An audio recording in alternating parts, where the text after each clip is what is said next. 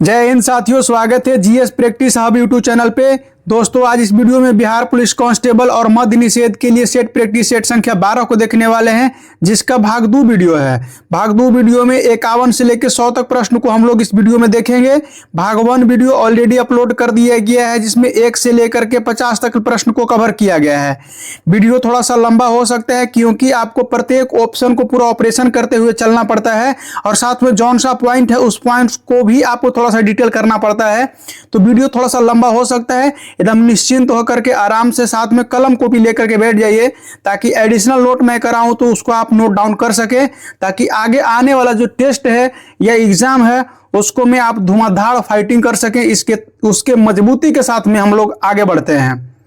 प्रश्न को स्टार्ट करने से पहले आपसे छोटी सी रिक्वेस्ट है, चैनल पे पहली बार आए तो चैनल को सब्सक्राइब करके बेल आइकन को ऑन कर लीजिएगा, और वीडियो को लाइक करके इसको लिंक को फेसबुक, व्हाट्सएप और टेलीग्राम ग्रुप पे शेयर कर दिया, ताकि इससे और लोग लाभान्वित हो सके। तो हम लोग का आज 51 नंबर प्रश्न है। माता सरस्वती का नाम लेकर के आज यहाँ से हम लोग प्रश्न स्टार्ट कर रहे हैं। पहला प्रश्न है, पहला यानी कि 51 नंबर प्रश्न है कि प्रत्यास्था गुणांक का बीमा वही है जो खाली स्थान में होता है। यानी कि प्रत्यास्था गुणांक का बीमा और किसका बीमा दोनों एक ही होता है। तो इसका सही जवाब है आपको प्रतिबल जो है, आपको प्रतिबल, ये दोनों का आपको बीमीय सूत्र बराबर होता है, यानी कि एक ही होता है साथियों। ध्यान रखिएगा, दोनों का जो है एक ही बीमीय सूत्र होता है, और बीमीय सूत्र होता है वो आपको देख लीजिएगा वो क्या है। तो उसके लिए जो आपको बीमीय सूत्र होगा, ध्यान रखेंगे, यह आपको प्रतिबल और दाब, प्रतिबल और दाब, ध्यान रखिएगा, प्रतिबल और दाब का जो बीमीय सूत्र होता है एम एल के पावर -1 और टी के पावर -2 होता है साथियों। ध्यान रखिएगा। और कई सारे को मैं बताता हूं, उससे पहले आप थोड़ा सा इसको समझ लीजिए प्रत्यास्था गुणांक से। देखिए, हुक का नियम इसको में काम करता है, और हुक का नियम बताता है कि पदार्थ पर लगाए गए प्रतिबल जो है और उसके उत्पन्न हुए अनुदैर्ध्य विकृति के जो अनुपातिक होता है, ध्यान रखेंगे, इसको ई से सूचित किया जाता है, और ई बराबर जो होता है प्रतिबल बटे विकृति, प्रतिबल बटे विकृति होता है साथियों, ध्यान रखिएगा। उसके बाद में एडिशनल तौर पे और अगर देखते हैं तो जैसे में देखिए, जैसे ने क्या देखे कि प्रतिबल और दाब का जो बीमीय सूत्र एक होता है, प्रतिबल और दाब का जो बीमीय सूत्र होता है साथियों वो दोनों एक होता है। और उसके बाद में देखिएगा, जैसे कार्य और ऊर्जा, कार्य है ना, कार्य और ऊर्जा है, कार्य और ऊर्जा, इसको भी बीमीय सूत्र एक ही होता है। इसका बीमीय सूत्र देखिएगा तो एम के बाद में एल, और एल के पावर 2, टी के पावर -2 होता है, ध्यान रखेंगे। उसके बाद में आवेग और संवेग होता है, आवेग और संवेग होता है, उसका भी बीमीय सूत्र एक ही होता है। आवेग और संवेग का जो होता है एम एल, और टी के पावर जो है आपको -1 होता है, टी के पावर -1 होता है। देखिएगा, बल यहाँ पर दिया गया है, बल का जो बीमीय सूत्र होता है एम एल, ध्यान रखिएगा, एम एल टी, और टी के पावर में जो है -2 लग जाएगा, तो ये आपको बल का जो है बीमीय सूत्र हो जाएगा। नेक्स्ट प्रश्न देखिएगा 52 नंबर प्रश्न है साथियों, और वीडियो को जो शेयर करते जरूर चलिएगा। 52 नंबर है, निम्नलिखित में से कौन सा रोग विषाणु जनित नहीं है। दोस्तों, जहां नहीं रहेगा उसको थोड़ा सा रिपीट करके पढ़ लीजिएगा, आपके लिए एकदम 1 नंबर फिक्स हो जाएगा। अगर इसको नहीं रिपीट करके पढ़े तो समझिए कि आपका प्रश्न गड़बड़ा जाएगा, क्योंकि नए पैटर्न पे पूछा जा रहा प्रश्न को आपको नहीं में भी अल्टरनेट कर दिया जाता है। देखिए, ऑप्शन में आपको सही जवाब हो जाएगा टिटनेस। जो टिटनेस है ना भाई, जो आपको यह रोगाणु, ध्यान रखिएगा, यह जो आपको विषाणु जनित नहीं है, विषाणु से नहीं फैलता है, ध्यान रखेंगे। अब एक एक करके हम लोग इसको चलते हैं, एक एक करके आप लोग देखिए। तो ये आपको एक एक करके मैं बताता हूं। जैसे में देखिएगा, टिटनेस है ना, टिटनेस जो है आपको यह क्लोस्ट्रीडियम नामक जीवाणु से होता है, क्लोस्ट्रीडियम नामक जीवाणु से होता है। इन्फ्लुएंजा है, इन्फ्लुएंजा आपको जो है आपको यह वायरस से होता है। इन्फ्लुएंजा क्या होता है, तो ये आपको वायरस जनित रोग है। पोलियो है, ध्यान रखिएगा, पोलियो है, पोलियो, और पोलियो मारने के बाद में पक्षाघात हो जाता है। बी ऑप्शन में पोलियो है, और पोलियो मारने के बाद में इसके में ही एडिशनल पार्ट पक्षाघात कहा जाता है। तो यह विषाणु जनित है। क्या है, विषाणु जनित है, ध्यान रखेंगे, ये दोनों आपको विषाणु जनित हो गया। उसके बाद में खसरा जो है बाबू, ये भी विषाणु जनित रोग है, खसरा भी है, आपको विषाणु जनित रोग है।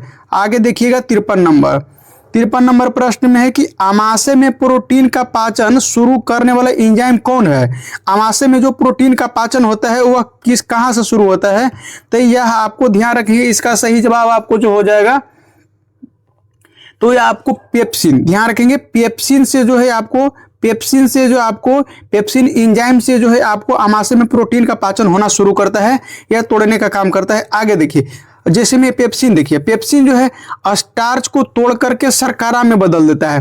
पेप्सिन का काम क्या है बाबू कि पेप्सिन का नहीं, इमाइलेज का देखिएगा। इमाइलेज का जो है काम जो है ना, इमाइलेज का काम जो है आपको शर्करा को स्टार्च को तोड़ करके और आपको शर्करा में बदल देता है। स्टार्च को तोड़ करके शर्करा में बदल देता है। और फिर उसके बाद में उसके बाद में लाइपेज है, बी ऑप्शन में लाइपेज देखिएगा। लाइपेज का काम है कि वसा और तेल जो है ना, इसको तोड़ करके फैटी एसिड में और ग्लिसरॉल में बदल देता है। वसा को और तेल को तोड़ करके फैटी एसिड और ग्लिसरॉल में बदल देता है, ध्यान रखेंगे। उसके बाद में ट्रिप्सिन, डी ऑप्शन वाला देखिएगा। ट्रिप्सिन है जो छोटी आंत में भोजन को पचाने में मदद करता है। ट्रिप्सिन नामक एंजाइम जो क्या है, छोटी आंत में भोजन को पचाने का काम करता है। तो हम लोग चारों ऑप्शन पे फोकस करके रखें। आगे भी ऐसा अगर आएगा तो उसको आप बनाया जा सकता है आसानी से। इस उद्देश्य से हम लोग एक साथ आगे बढ़ते हैं साथियों। उसके बाद में देखिए 54 नंबर प्रश्न। 54 नंबर प्रश्न में है कि साथियों की बुद्ध पूर्णिमा जो गौतम बुद्ध के भक्तों के द्वारा मनाई जाती है, निम्नलिखित में से किस राज्य में सागा दावा नाम से जाना जाता है। उसको जो आपको मनाया जाता है तो सागा दावा, बुद्ध पूर्णिमा को सागा दावा नाम से कौन सा राज्य में मनाया जाता है, तो इसका सही जवाब आपको सिक्किम हो जाएगा। सिक्किम में है जो आपको बुद्ध पूर्णिमा को सागा दावा नाम से मनाया जाता है। ए ऑप्शन आपको इसके लिए सही जवाब हो जाएगा। उसके बाद नेक्स्ट प्रश्न को देखिए। नेक्स्ट प्रश्न आप लोग के सामने है 55 नंबर। 55 नंबर है साथियों। 55 नंबर में आपको दिया है ऋग्वेद में, देखिएगा बहुत हिस्ट्री का क्वेश्चन है। ऋग्वेद में जो है आपको ऋग्वेद में सूक्तों का संग्रह कितना है।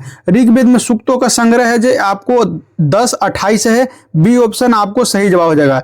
ऋग्वेद सबसे पुराना है, ध्यान रखेंगे ऋग्वेद सबसे पुराना है। 56 नंबर प्रश्न को देखिए।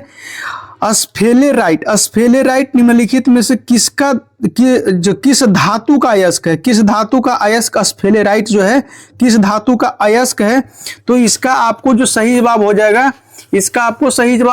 जाएगा, आपको ध्यान रखेंगे जिंक का, यानी कि डी ऑप्शन आपको सही जवाब हो जाएगा जिंक का। अब हम लोग क्या करते हैं कि और कई सारे जो है कई सारी आपको अयस्क है, वो अयस्क को आप देख लीजिएगा। जैसे में तांबा आपको दिया गया है ए ऑप्शन में, नोट करिएगा साथियों, तांबा आपको ए ऑप्शन में दिया गया है। इसका अयस्क को देखें तो इसका अयस्क जो है कॉपर पाइराइट होता है एक, और ओकर बाद में मैलेकाइट होता है और क्यूपीराइट होता है। ये तीन को आपको मुख्य रूप से कई बार परीक्षा में आया है, यह आपस में रोटेट होते रहता है। टीन आपको बी ऑप्शन में दिया गया है। टीन देखिएगा, टीन का अयस्क में क्या क्या होता है, तो ये आपको कैसीटेराइट होता है, कैसीटेराइट, और उसके बाद में टीन स्टोन, कैसीटेराइट को ही टीन स्टोन कहा जाता है।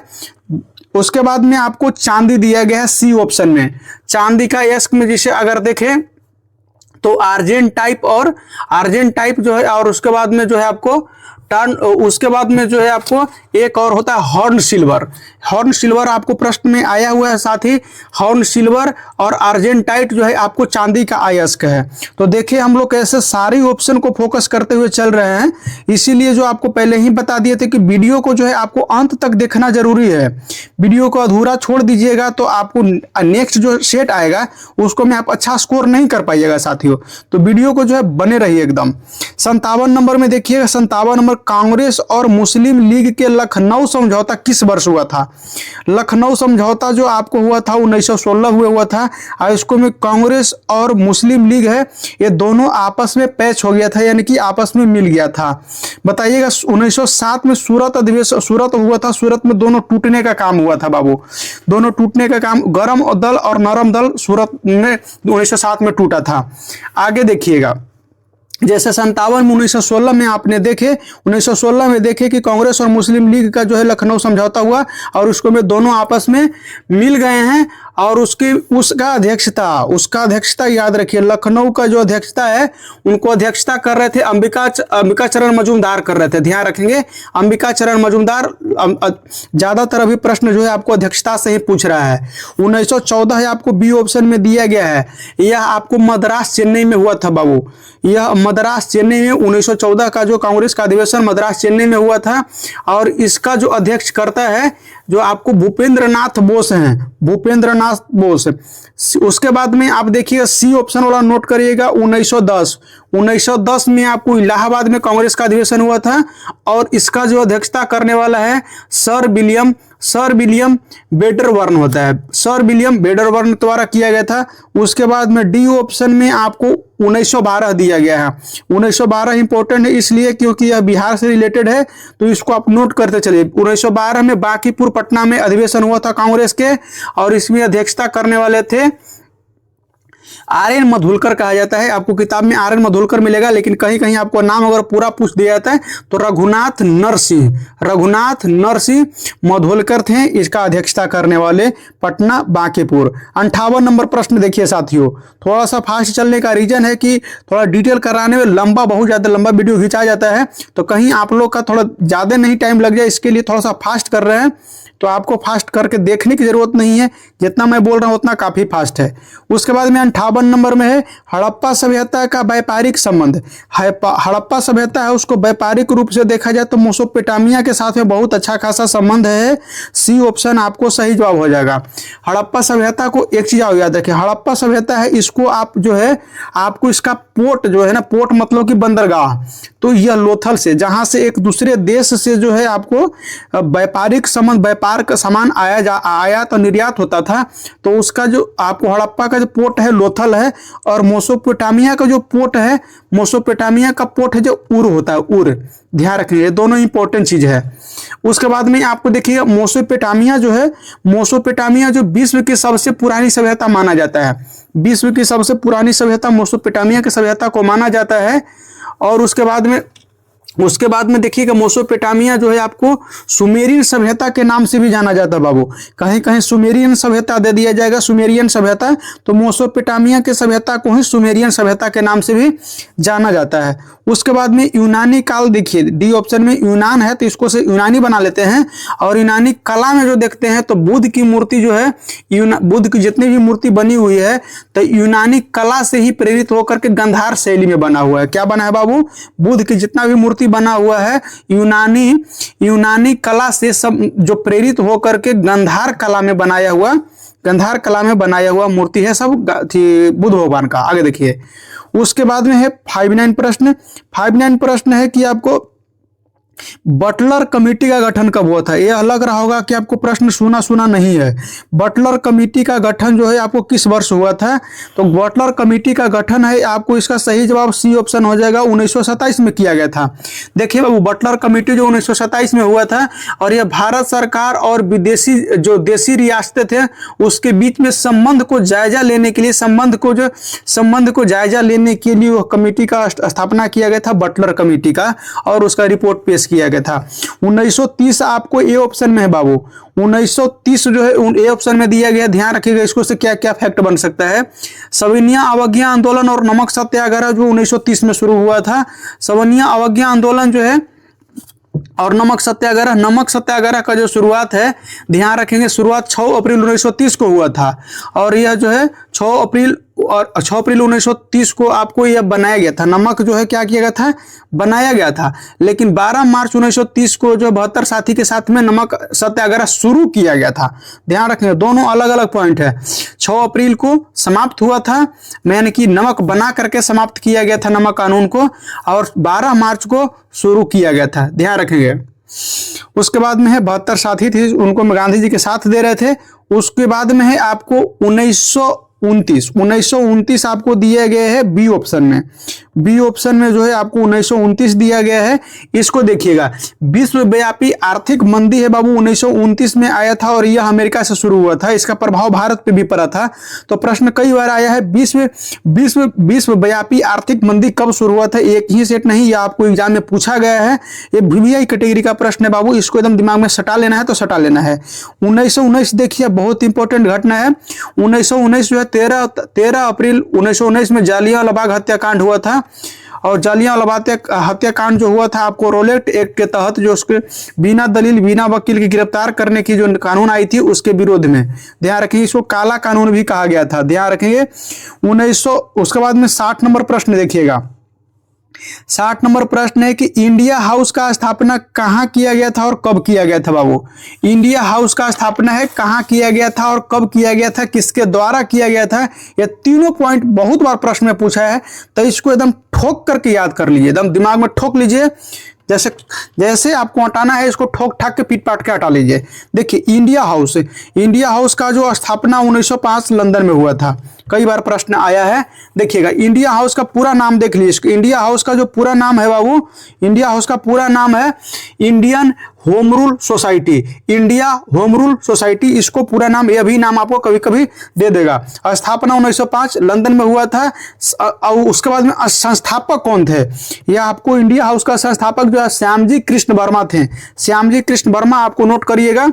आगे देखिएगा 17 नवंबर 1913 को, 17 नवंबर 1913 आपको ए ऑप्शन है। ए ऑप्शन पे हम लोग फोकस कर रहे हैं।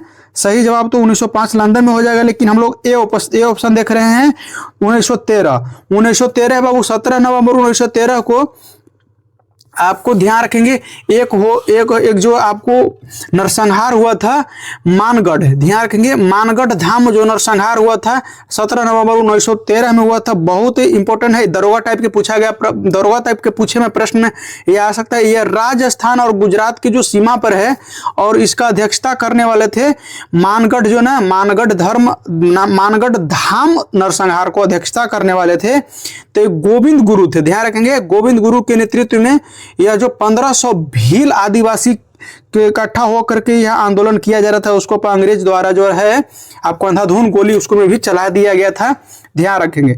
उसके बाद में आपको 1913 तो इसमें नहीं है, लेकिन गद्दर पार्टी का स्थापना 1913 में सैन फ्रांसिस्को लाला हरदयाल द्वारा किया गया था, ध्यान रखेंगे। यह 1913 में दोनों पॉइंट इंपॉर्टेंट था, इसके लिए आपको नोट करा दिए। आगे देखिएगा 61 नंबर है बाबू।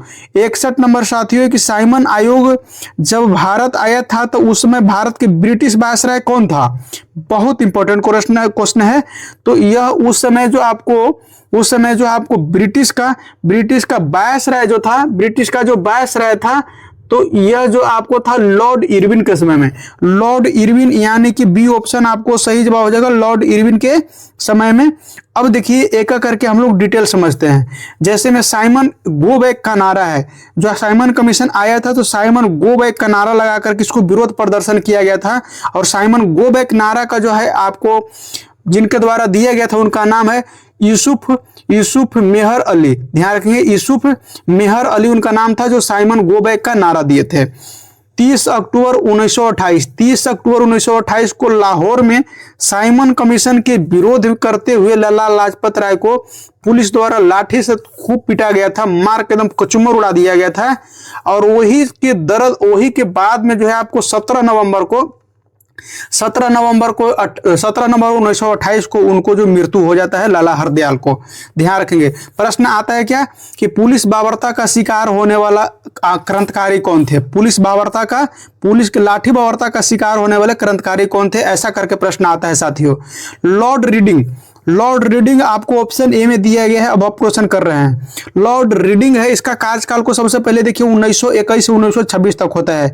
1921 से लेकर के 26 तक इसका कार्यकाल है। देखिए इसको में प्रमुख क्या क्या घटना होता है। जैसे प्रिंस ऑफ वेल्स को भारत आना, प्रिंस ऑफ वेल्स किसके काल में आया था, लॉर्ड रीडिंग के काल में आया था। मोपला विद्रोह 1921 में लॉर्ड रीडिंग के समय में हुआ था। काकोरी ट्रेन डकैती है 1925 में लॉर्ड रीडिंग के समय में हुआ था, ध्यान रखेंगे। आगे है लॉर्ड लिन लिथगो आपको डी ऑप्शन में है बाबू। डी ऑप्शन में भारत की द्वितीय विश्व युद्ध में जो है आपको शामिल होने के लिए भारत के जो है भारत पर ऑप्शन दिया गया था, भारत पर दबाव बनाया जा रहा, प्रेरित किया जा रहा था कि आपको द्वितीय विश्व युद्ध में हमको सहयोग कर दीजिए। उसके बाद में आपको देखिए क्या हुआ था। दूसरा हो तो अगस्त प्रस्ताव उसी से संबंधित है, द्वितीय विश्व युद्ध में शामिल होने से ही संबंधित है। अगस्त प्रस्ताव 1940 में 1940 में भी है कि वो पाकिस्तान के मांग उठा था बाबू, 1940 में ही पाकिस्तान का मांग उठा था। क्रिप्स मिशन आपको 1942 में आया था, क्रिप्स मिशन जो है 1942 में आया था और उसका भारत छोड़ो आंदोलन है 1942 में शुरू हुआ था। 62 नंबर प्रश्न है साथियों, निम्न में से किसे जो है सीमांत गांधी उपनाम से जाना जाता है? किनको है जो सीमांत गांधी उपनाम से जाना जाता है? सीमांत गांधी खान अब्दुल गफ्फार खान को सीमांत गांधी के नाम से जाना जाता है। बी ऑप्शन आपको सही जवाब हो जाएगा 62 नंबर के लिए। अब सरदार वल्लभ भाई पटेल सी ऑप्शन में है। सरदार वल्लभ भाई पटेल को लौह पुरुष भी कहा जाता है और भारत का बिस्मार्क भी कहा जाता है। ध्यान रखेंगे, लौह पुरुष और भारत को बिस्मार्क भी कहा जाता है सरदार वल्लभ भाई पटेल को। इसको में नहीं दिया गया है। लाला लाजपत राय जो ऊपर में आपको दिखाया है कि साइमन कमीशन गो बैक के नारा लगाते हुए विरोध करते हुए पुलिस की लाठी बर्बरता का शिकार होकर के 17 नवंबर 1928 को हत्या हो गया था, मृत्यु हो गया था उनको। तो उनको जो आपको लाला लाजपत राय के पंजाब केसरी के नाम से, पंजाब केसरी इनका उपनाम है, ध्यान रखेंगे। उसके बाद में सुभाष चंद्र बोस है। सुभाष चंद्र बोस ऑप्शन में नहीं दिया गया, सुभाष चंद्र बोस है। सुभाष चंद्र बोस को नेताजी के कह के बुलाया गया था। और भगत सिंह है, शहीद आजम के नाम से जाना जाता है, शहीद आजम के नाम से जाना जाता है। उसके बाद में 63 नंबर प्रश्न है। 63 नंबर में रिजर्व बैंक ऑफ इंडिया द्वारा अपनी वित्तीय वर्ष यानी कि खाता वर्ष किस वर्ष जो है आपको 1 अप्रैल से 1 मार्च, ध्यान रखेंगे, 1 अप्रैल से 1 मार्च तक ले रूप में शुरू कर दिया है। तो यह जो आपको 2021 से है, डी ऑप्शन आपको सही जवाब हो जाएगा। उसके बाद में है 64 नंबर में राष्ट्रीय शिक्षा नीति 2020 में आया बाबू, नेप जो है आपको राष्ट्रीय शिक्षा नीति 2020 में आया है। तो इसमें जो सकल घरेलू उत्पाद यानी कि जीडीपी का कितना प्रतिशत शिक्षा पर खर्च करने का आवश्यकता को व्यक्त किया गया है, तो इसमें आपको 6% व्यक्त किया गया है। बी ऑप्शन आपको सही जवाब हो जाएगा साथियों, बी ऑप्शन आपको सही जवाब हो जाएगा। उसके बाद में देखिए, उसके बाद में 65 नंबर में स्वर्ण जयंती ग्राम स्वरोजगार योजना का आरंभ कब किया गया था? तो इसका आरंभ जो है आपको किया गया था 1 अप्रैल 1999, 1 अप्रैल 1999। सी ऑप्शन आपको सही जवाब हो जाएगा 65 नंबर के लिए। उसके बाद में 67 नंबर यहाँ से रीजनिंग है, रीजनिंग आप कैलकुलेशन करके देख लीजिएगा। इसका सही आंसर जो सी ऑप्शन पिता के भाई होगा। उसके बाद में 67 नंबर प्रश्न मैथ है बाबू, मैथ कैलकुलेशन कर लीजिएगा। इसका आंसर आपको 11 आने वाला है, ए ऑप्शन सही जवाब हो जाएगा। उसके बाद में आपको 68 नंबर तारा टिमटिमाने वायुमंडलीय खाली स्थान का परिमाण है। तारा क्यों टिमटिमाता है बाबू? तो इसका बताना है कि यह अपवर्तनांक के कारण होता है। क्या होता है? अपवर्तन के कारण जो है आपको तारा टिमटिमाते हुए दिखाई देता है। अपवर्तन के कारण कैसे टिमटिमाता है बाबू? तारा से प्रकाश निकल रही है और जो वायुमंडल में कई प्रकार के वायु की अलग अलग परतें बनी हुई है, कहीं ठंडा है, कहीं गर्म है, कहीं ठंडा है, कहीं गर्म है। ऐसे में जो है आपको प्रकाश जब गुजरती है तो आपको माध्यम के अनुसार जो उसको अलग अलग मुड़ने की प्रवृत्ति होती है, तो उसीलिए जो टिम टिम टिम टिम करते हुए दिखाई देता है। ठीक है, टिम टिम टिम टिम करते हुए दिखाई देता है। प्रकाश का परावर्तन का जो मतलब होता है बाबू कि किसी सतह से टकरा करके आपको लौट जाना, वह परिवर्तन कहलाता है। देखिएगा, किसी सतह है, इसको ऊपर से प्रकाश आया और ऐसे करके लौट जाता है। देखिएगा, तो आपतन कोण और परावर्तन कोण दोनों आपस में बराबर होता है। आपतन कोण और परावर्तन कोण दोनों बराबर होता है, ध्यान रखेंगे। प्रकाश का प्रकीर्णन होता है ना बाबू कि प्रकाश का प्रकीर्णन के ऐसे छोटे कण है जिस पे टकरा के प्रकाश चारों दिशा में बिखर जाता है, तो वह प्रकाश की प्रकीर्णन कहलाता है, ध्यान रखेंगे। उसके बाद 69 प्रश्न है। 69 विद्युत ऊर्जा का वाणिज्यिक इकाई किलोवाट घंटा, किलोवाट घंटा को समानतः क्या कहा जाता है? किलोवाट घंटा रहता है ना बाबू, उसको यूनिट कहा जाता है। आप लोग घर में बिजली का कनेक्शन होगा, मीटर होगा, तो उसको में आपको यूनिट आता होगा, कितना यूनिट उठा है, कितना यूनिट बिजली बिल उठा है, तो आपको यह किलोवाट घंटा को इंगित करता है, किलोवाट घंटा को इंगित करता है, यूनिट होता है उसका। आगे देखिएगा, उसके बाद में जूल ऊर्जा का इकाई है। उसका वोल्ट जो है वोल्ट धारक, एम्पियर धारा को मापता है। आगे देखिएगा 69 के बाद में है 70 नंबर प्रश्न। 70 नंबर प्रश्न यहां से हम लोग देखते हैं साथियों। 70 नंबर प्रश्न जो है आपको मेलामाइन, ध्यान रखेंगे, मेलामाइन फार्मोल्डिहाइड किस प्रकार के बहुलक है? तो मेलानाइन फार्मोल्डिहाइड जो है किस प्रकार के बहुलक है? तो यह आपको थर्मोसेटिंग प्लास्टिक है। बी ऑप्शन आपको सही जवाब हो जाएगा। फाइबर, आपको फाइबर वाला पहले वाला इसके यही वाला सेट जो भाग 1 में देखिएगा तो फाइबर से संबंधी आपको बताएं कि फाइबर किस घटना पे कार्य करता है और फाइबर के माध्यम से ही वर्तमान में क्या प्रचलित है, तो उसको बता दिया गया है। 71 नंबर प्रश्न देखिए जो मिलान करने वाला है, और मिलान करने वाला प्रश्न जो है बाबू दरोगा में तो हिला के रख दिया है।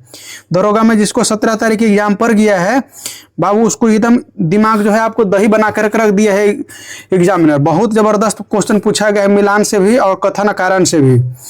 देखिए इसको में जो आपको ग्रंथि है और उससे स्रावित होने वाला हार्मोन है, थायराइड ग्रंथि है। थायराइड ग्रंथि से आपको थायरोक्सिन हार्मोन स्रावित होता है, ध्यान रखेंगे।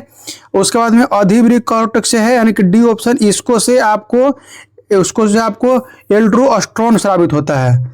उसके बाद में है अग्न्याशय है। अग्न्याशय ग्रंथि यानी कि लैंगरहैंस दीपिका से जो है आपको ग्लूकागॉन स्रावित होता है। और उसके बाद में पैराथायराइड है। पैराथायराइड हार्मोन पीटीएच स्रावित होता है।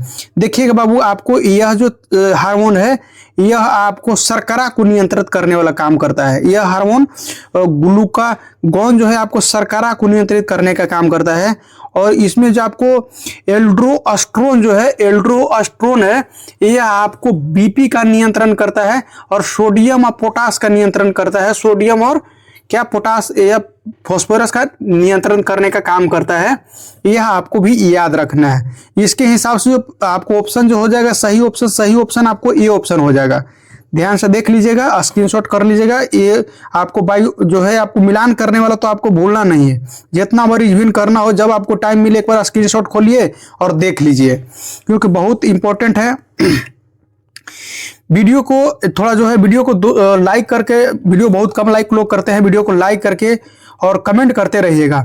देखिए 72 नंबर में एवोगाड्रो संख्या का मान क्या होता है? एवोगाड्रो संख्या का जो मान है आपको 6.022 गुने 10 के पावर 23 होता है। ध्यान रखेंगे 10 के पावर 23 होता है। बी ऑप्शन आपको सही जवाब हो जाएगा। उसके बाद में देखिए उसके बाद में आपको 73 नंबर है, किसी वस्तु पर किया गया कार्य जो है शून्य होगा यदि वस्तु पर जो है आपको लगने वाला बल के बीच में विस्थापन कोण कितना होगा।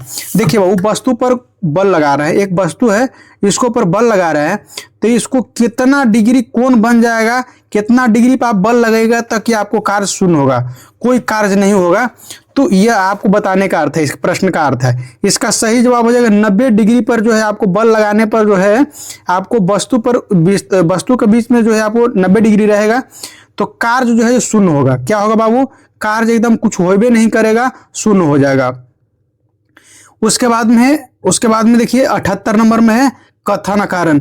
यह बहुत खतरनाक है बाबू। कथन कारण जो है आपको एकदम दिमाग खट्टा करने वाला है। कथन कारण जो है आपको एकदम दिमाग को खट्टा करने वाला प्रश्न है। देखिए इसको में समझिए।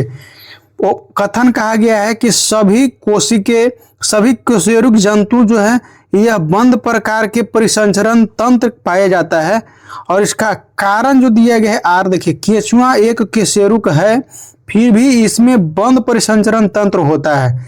देखिए बाबू बात तो दोनों सही है, बात तो दोनों क्या है सही है, ए और आर दोनों एकदम सत्य है। लेकिन जो आर है ना ए का सही व्याख्या नहीं करता है, ए का जो सही व्याख्या नहीं करता है बल्कि एक अपवाद तरीका अतिरिक्त जानकारी देता है। तो आपको इसके लिए बी ऑप्शन सही जवाब हो जाएगा 74 नंबर के लिए। 74 नंबर के लिए साथ ही आपको बी ऑप्शन सही जवाब हो जाएगा। आगे देखिएगा 75 नंबर आपको दिया गया कि ध्वनि का तीव्रता है। ध्वनि का तीव्रता का एसआई मात्रक क्या होगा? देखिए अब सबको ये ध्वनि का तीव्रता का एसआई मात्रक आपको डेसिबल मार के आइएगा। हमको पता है कि डेसिबल मार के आइएगा, कंफर्म है। आप लोग मारे भी होंगे तो डेसिबल नहीं होगा बाबू। देखिए यहाँ पर गेम चेंज होता है। इसका जो है आपको ध्यान रखेंगे वाट प्रति वर्ग मीटर होता है, यानी कि W बटे मीटर स्क्वायर हो जाता है ध्वनि की तीव्रता का। देखिए अभी जो डेसिबल है ना, ध्वनि की तीव्रता का मात्रक है, ऐसा ही मात्रक नहीं है, केवल ध्वनि का मात्रक जो है डेसिबल है, ये आपको ध्यान रखेंगे। लेकिन ऐसा ही मात्रक मतलब सबसे छोटी मात्रक हो जाता है, तो ये आपको वाट प्रति मीटर स्क्वायर हो जाता है, ध्यान रखेंगे। उसके बाद में आगे देखिए 76 नंबर प्रश्न है। 76 नंबर प्रश्न में है कि ऊर्जा का सबसे बड़ा प्राकृतिक स्रोत क्या है। देखिए पृथ्वी पर जो है या सौरमंडल में कह सकते हैं, तो ऊर्जा का सबसे बड़ी जो स्रोत है सूर्य है बाबू। सूर्य से जितना पास इसके पास ऊर्जा हो, उतना किसी के पास ऊर्जा है ही नहीं। देखिए उसके बाद में आपको दिया गया है ए ऑप्शन कोयला, पेट्रोलियम, परमाणु ऊर्जा। तो यह सब आपको परंपरागत ऊर्जा स्रोत है बाबू। क्या है, पहले वाला सेट में भी आ चुका है, इसलिए रिपीट कर दे रहे हैं। ये तीनों चीज है परंपरागत ऊर्जा का स्रोत है। क्या है, परंपरागत ऊर्जा का स्रोत है, ध्यान रखेंगे। 77 नंबर प्रश्न है। 77 नंबर में कि अम्लराज या इक्वेरिजिया का मिश्रण क्या है। देखिए पहले भी सेट में भी आ चुका है, यह एग्जाम में कई बार आ चुका है, तो इसके आपको भी स्क्रीनशॉट कर लीजिए या दिमाग में सेट कर लीजिए। तो इसका आपको सही जवाब हो जाएगा सी ऑप्शन सही जवाब हो जाएगा। सांद्रण NHO3 HNO3 और सांद्रण HCl का जो है 1 और 3 के अनुपात में मिलर रहेगा, तो आपको इक्वेरिजिया अम्ल बन जाता है, ध्यान रखेंगे। सी ऑप्शन आपको सही जवाब हो जाएगा। 78 नंबर में है माइटोकॉन्ड्रिया है अतिरिक्त झिल्ली में उंगली जैसी जो है प्रवर्ध क्या कहलाते हैं। तो उसको आपको क्रिस्टी कहलाता है। क्या कहलाता है, क्रिस्टी कहलाता है। बी ऑप्शन आपको सही जवाब हो जाएगा 78 नंबर के लिए। 79 नंबर प्रश्न के देखिएगा सार्वभौमिक प्राप्तकर्ता यानी कि यूनिवर्सल रिसेप्टर है, ये आपको रक्त समूह यानी कि सभी से रक्त को ले सकता है। कोई भी ग्रुप रहेगा उसको ब्लड को इसको डोनेट किया यानी कि ले सकता है, इसके ऊपर चढ़ाया जा सकता है। किसको, तो जिसको ब्लड ग्रुप AB है बाबू। AB सभी ब्लड को एक्सेप्ट कर लेता है। और देखिए O है ना, O आप ए ऑप्शन में देखिए O है, यह सार्वभौमिक डोनर है, यानी कि सभी को दे सकता है। लेकिन एकरा में वो चीज याद रखिए बाबू कि O माइनस वाला रहेगा वही सबको दे सकता है, O नेगेटिव रहेगा वही जो है सबको दे सकता है, लेकिन O पॉजिटिव रहेगा वो सबको नहीं दे सकता है बाबू, ध्यान रखेंगे। ये छोटा सा पॉइंट है लेकिन बहुत इंपॉर्टेंट है। आगे देखिएगा 80 नंबर प्रश्न है। 80 नंबर प्रश्न है करेंट अफेयर। करेंट अफेयर 2025 का ही करेंट अफेयर है, एकदम इंपॉर्टेंट है। आपको अभी करेंट के बेस पे ही ज्यादा प्रश्न पूछा जा रहा है। तो देखिए 80 नंबर में है कि भारत का पहला AI data centre park, AI data centre park किस राज्य में खोला गया है बाबू।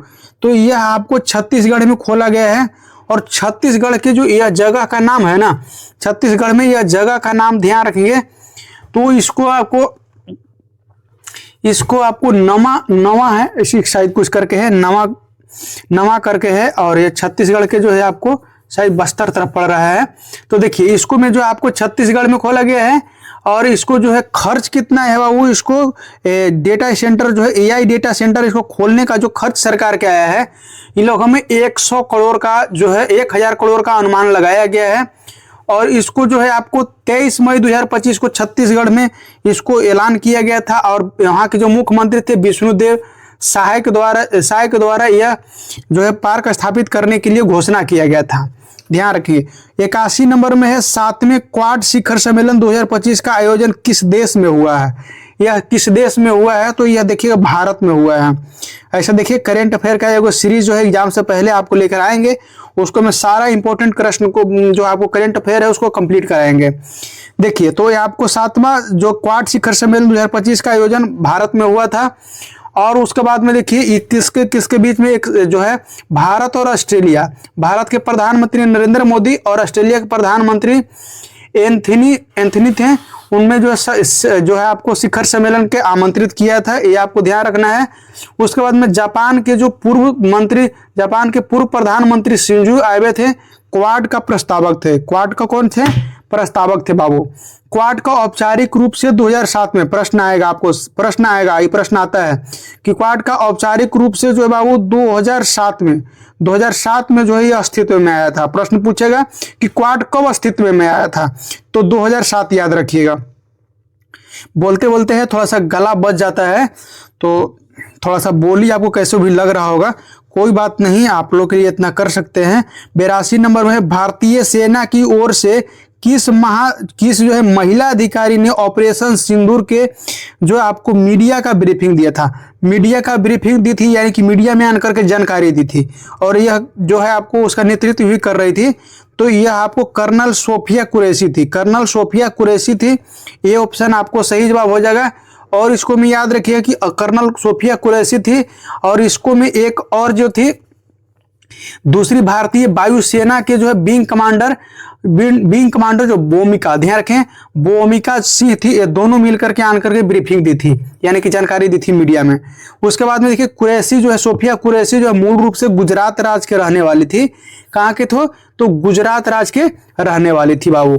आगे देखिएगा, आगे प्रश्न है 83 नंबर प्रश्न में देखिएगा, आर्टिफिशियल इंटेलिजेंस यानी कि एआई का अनिवार्य विषय के रूप में किस देश ने अपनी सरकारी जो विद्यालय में शामिल किया है, तो यह बाबू संयुक्त अरब अमीरात हो जाएगा। वहां पर सरकारी स्कूल में जो है आपको एआई के अनिवार्य कर दिया गया है पढ़ाना, यह आपको ध्यान रखेंगे।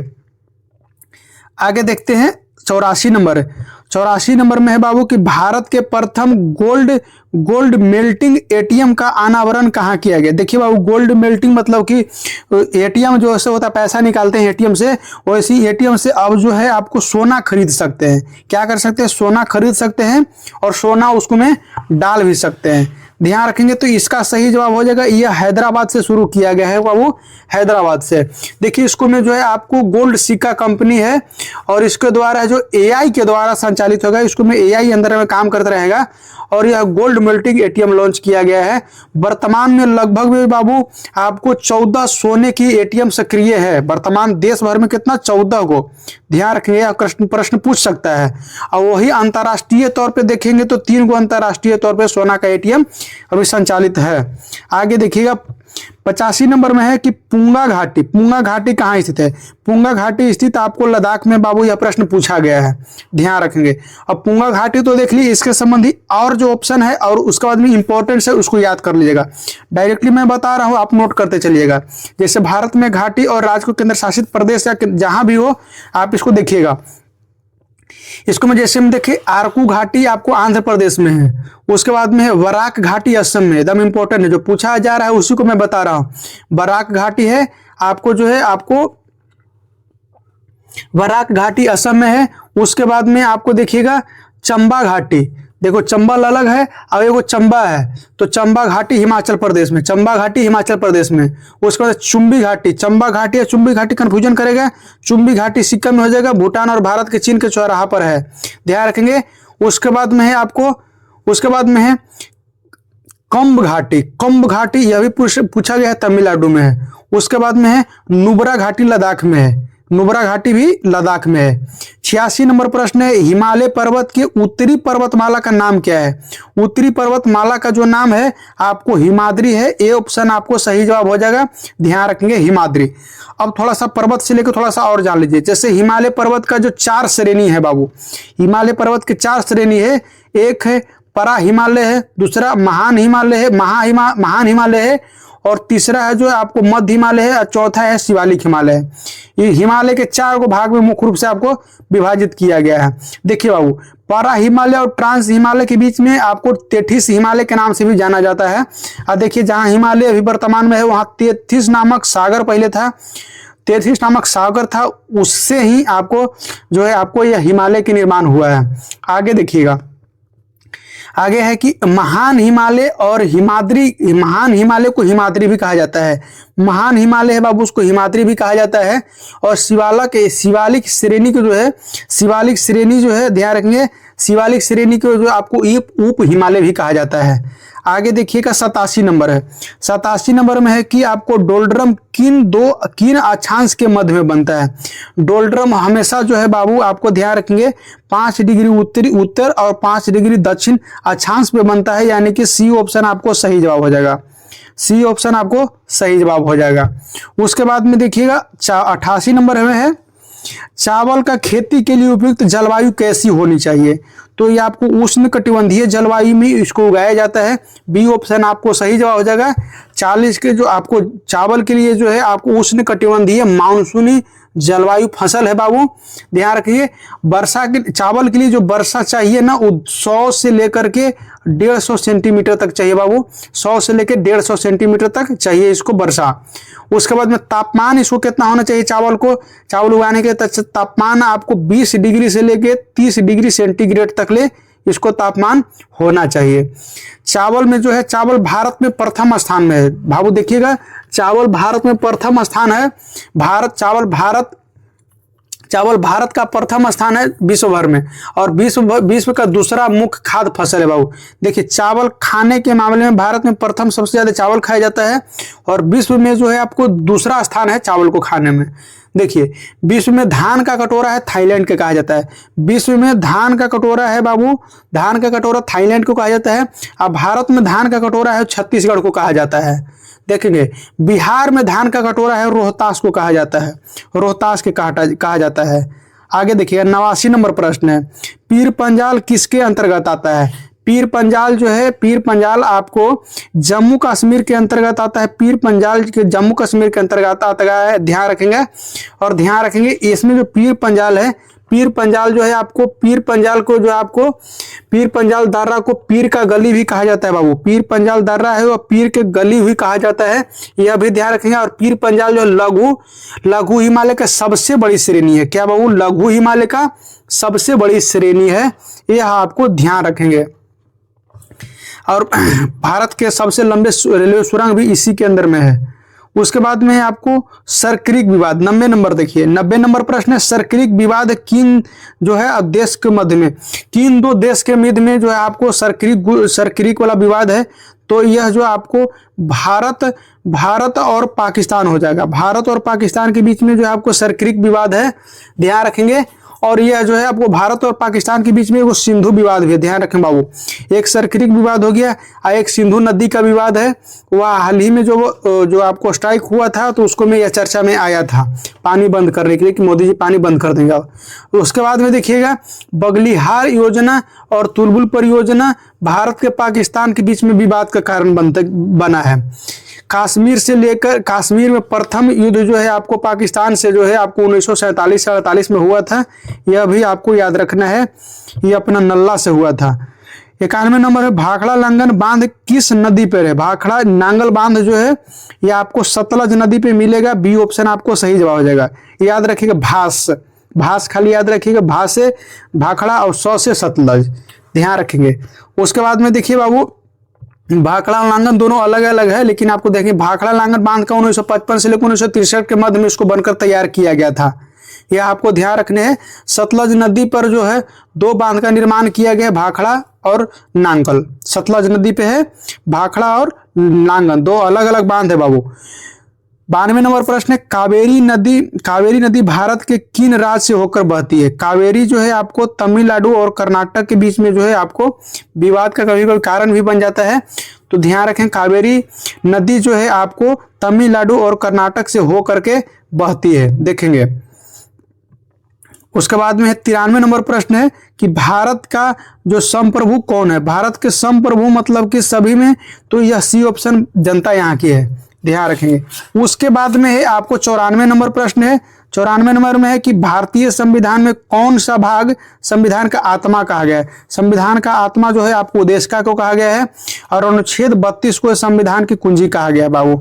देखिए BR अम्बेडकर के द्वारा कहा गया था।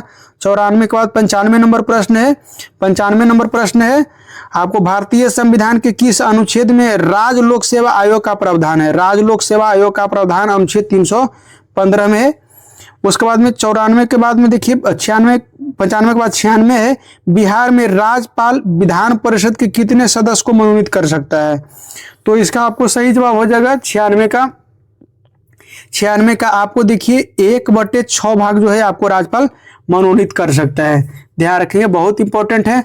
उसके बाद में थोड़ा सा और याद रख लीजिए, जैसे भी 1/3 जो सदस्य है जो राज्य के स्थानीय शासन नगर पालिका या जिला बोर्ड है उसको में आपको मनोनीत किया जा सकता है। उसके बाद में है आपको 1/12 सदस्य जो है आपको राज्य में रहने वाले निवासी या विद्यालय स्नातकों में से निर्वाचित होगा। देखिए, फिर उसके बाद में 1/6 राज्यपाल द्वारा मनोनीत होंगे जो राज्य के कला और साहित्य, समाज सेवा और साहित्यकार से संबंधित रहे, तो वो आपको 1/6 भाग उसको में मनोनीत किया जाता है। 97 नंबर में है भारत में अंतर्राष्ट्रीय मुद्रा कोष जो है IMF का बोर्ड का अस्थायी डायरेक्टर किसको नियुक्त किया गया है। तो देखिए, करंट का क्वेश्चन है, परमेश्वरन अय्यर को जो आपको अस्थायी के तौर पे नियुक्त किया गया है। यह जो कृष्ण सुब्रयाम को है जो आपको बर्खास्त करके किया गया है बाबू, ध्यान रखेंगे। उसके बाद में आप देखिए IMF है ना, IMF जो है बाबू, IMF ब्रेटन वुड्स सम्मेलन 1944 में IMF का स्थापना का जो मुख्य रूप से जो रूपरेखा तैयार किया गया था, और यह एक जो है अंतर्राष्ट्रीय वित्त संगठन है। क्या बाबू, यह वित्तीय प्रदान करने वाला संगठन है। इसका मुख्यालय IMF का मुख्यालय वाशिंगटन DC में है। IMF का वर्तमान में प्रबंध निर्देशक जो है आपको क्रिस्टालिना जॉर्जिएवा है। यह करेंट का क्वेश्चन है। उसके बाद में 97 नंबर में देखिए आपको यह सेट है, जो सेट है इसको आपको PDF प्राप्त करने के लिए टेलीग्राम चैनल को ज्वाइन कर लीजिएगा। टेलीग्राम का लिंक जो है आपको वीडियो के डिस्क्रिप्शन में दिया गया है। उसका मैड्रिड ओपन 2025 का पुरुष एकल खिताब किसने जीता है। तो यह जो आपको जीता है, ध्यान रखेंगे, इसके लिए आपको सही जवाब हो जाएगा सी ऑप्शन आपको सही जवाब हो जाएगा। 98 नंबर के सी ऑप्शन हो जाएगा, यानी कि कैस्पर रुड ने जीता है। उसके बाद में है आपको 99 नंबर 7वें संस्करण खेलो इंडिया यूथ गेम 2025 का शुभंकर क्या है। तो शुभंकर क्या है ये बताना है। इसका शुभंकर जो आपको हो जाएगा बाबू गज और सिंह। गज माने हाथी, सिंह और शेर, यानी कि हाथी और शेर का इसका शुभंकर है। ये ऑप्शन आपको सही जवाब हो जाएगा। इसको में देखिए 7वें संस्करण का जो है वो खेलो इंडिया यूथ गेम जो है आपको शुभंकर गज एंड सिंह हो जाएगा, हाथी और सिंह। और इसको जो आयोजन जो है आपको 4 से 15 मई 2025 तक खेलो इंडिया यूथ गेम्स का आयोजन बिहार के 5 जिले में किया गया। कहाँ किया गया वो? बिहार के 5 जिले में किया गया। कौन कौन सा है बाबू? एक है पटना, नालंदा के राजगीर, भागलपुर, गया और बेगूसराय। इन स्थान पे जो है आपको इसको आयोजन किया गया था। वर्ष 2018 में जो है आपको खेलो इंडिया यूथ गेम है बाबू प्रारंभ हुआ था, और उस समय खेलो इंडिया स्कूल गेम के नाम से हुआ था, मन के स्टार्ट हुआ था, और जिसको 19 में आन करके नाम बदल करके खेलो इंडिया यूथ गेम कर दिया गया। यह आपको याद रखिएगा। उसके बाद में है आपको 100 नंबर में सिंगापुर के प्रधानमंत्री के रूप में दूसरी बार किसको चुना गया है। तो यह आपको बी ऑप्शन सही जवाब हो जाएगा। लॉरेंस बेंग को चुना गया है, बी ऑप्शन आपको सही जवाब हो जाएगा। इसी के साथ में जो आपका आज का प्रश्न सेशन समाप्त होता है। कैसा लगा कमेंट करके जरूर बताइएगा। एक मीठा कमेंट जरूर करते जाइएगा। वीडियो को अंत तक देखने के लिए आपको बहुत बहुत धन्यवाद। वीडियो को जो लिंक को लाइक करके इस लिंक को अपने फेसबुक, व्हाट्सएप और टेलीग्राम ग्रुप पे या स्टेटस में लगा करके लोगों तक पहुंचा सकते हैं, ताकि अपना जो परिवार थोड़ा सा बड़ा हो सके। इसके लिए आपको सहयोग रहेगा। बहुत बहुत धन्यवाद रहेगा इसके लिए। PDF प्राप्त करने के लिए आपको टेलीग्राम चैनल को ज्वाइन कर लीजिए, जो इसका लिंक डिस्क्रिप्शन में दिया गया है। पार्ट 1 वीडियो है उसको भी लिंक आपको डिस्क्रिप्शन में दिया गया है, और प्लेलिस्ट का लिंक भी डिस्क्रिप्शन में दिया गया है। प्लेलिस्ट के माध्यम से भी जाकर के और सारे सेट को आप कंप्लीट देख सकते हैं। फिलहाल इस वीडियो से लेते हैं विदा, मिलेंगे अगले वीडियो में। जब तक के लिए धन्यवाद दोस्तों।